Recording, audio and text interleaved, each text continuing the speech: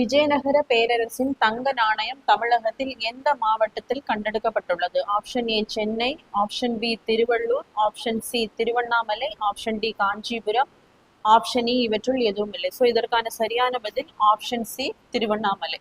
So திருவண்ணாமலையில் இருக்கக்கூடிய ஜவ்வாது மலை,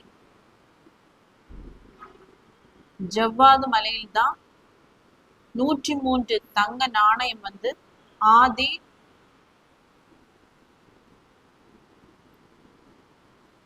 அருணாச்சலேஸ்வரர்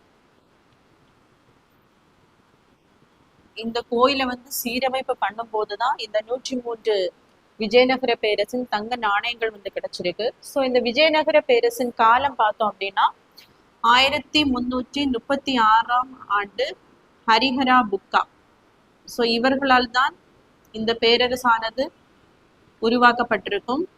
ஸோ இதுல 4 வம்சங்கள் உண்டு. சங்கம, சாளுவ, துளுவ, அரவிடு.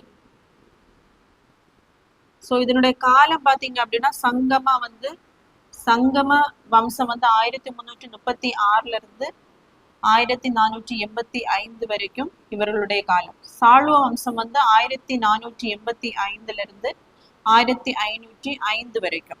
ஸோ துளுவ வந்து 1505 இருந்து 1570 வரைக்கும். ஸோ அரவீடு வம்சம் 1570 இருந்து 1650 வரை.